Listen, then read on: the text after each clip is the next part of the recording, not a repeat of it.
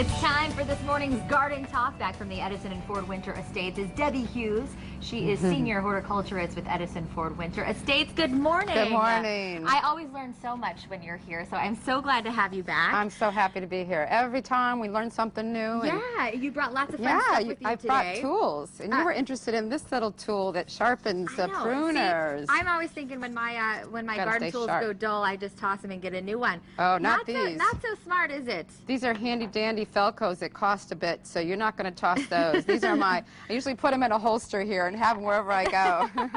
Like a garden belt. I like it. Yes, with a garden belt. So if you guys could only smell the aroma that these are putting off right now, kind of talk about what you have here. This, I know, is pretty cool because you... Yeah, here's a lang-lang tree. We're having a... We're not pushing trees, but we're just letting people know that we have lots of trees for sale in our garden shop, which is open every day, 9 to 5:30.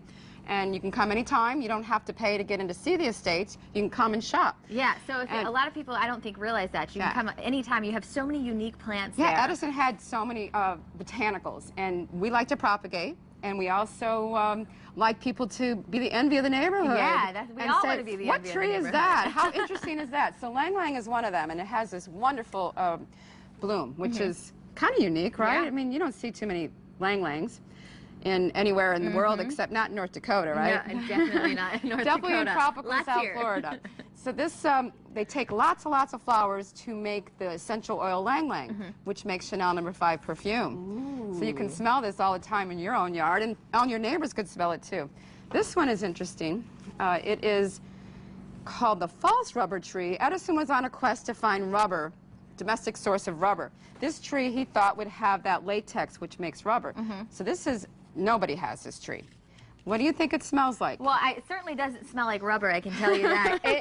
I can see, I know you mentioned like a butter kind of popcorn. I can see that too. Lisa's in here with us. She said, I think, cocoa. Yeah, that's good too. So, you almost want to eat it, but we don't want to eat those. No, it has latex in it. It might be allergic.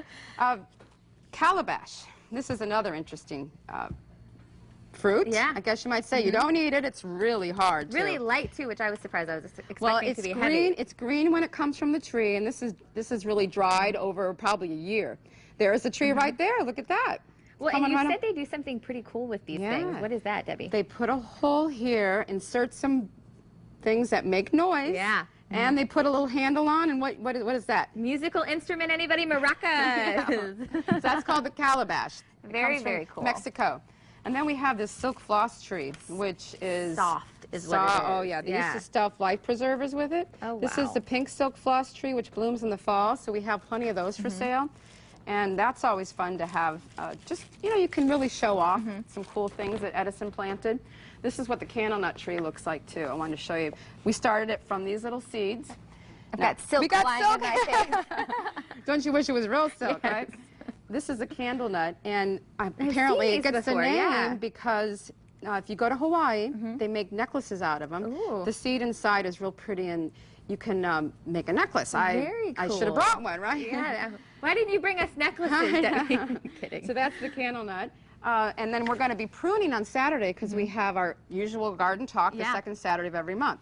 So we're going to show how to prune for health and beauty of your plants. Now, and when you're talking about pruning, I'm assuming that it kind of helps it grow a little healthier, right? Well, maybe healthier in your sense of staying put in the yard properly because it may cover a part that you don't want to cover. As I was driving here, I was just thinking that there were so many trees that were out of place. They just look like they're covering the front door, and that's the kind of things you want to do. You want to prune to have safety, for the health of the plant. You want to get dead wood out. We're going to show you how to do that Saturday at 10 o'clock. Okay, and you did bring some tools with you here. Yeah. Is this what you guys are going to use at the garden talk right here? Oh yeah, we're gonna show you how to use these tools. I already cut myself. We got to be careful, but there are various tools that you can use.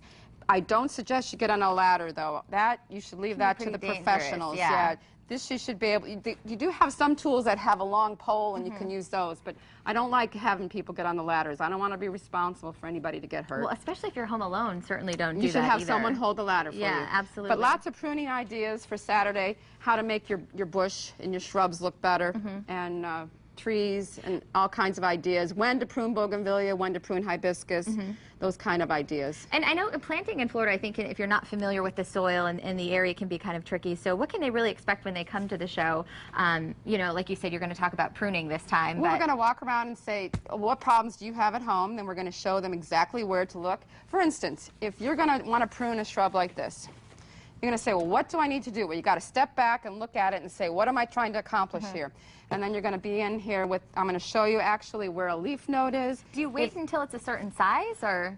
Yeah, say this is in the ground. I just brought this as an example, but this is in your front yard, and you're thinking it's just leggy and out of shape. I'm going to show you exactly where to trim to make it look better and have better growth. So I'm going to really come right here near the leaf node.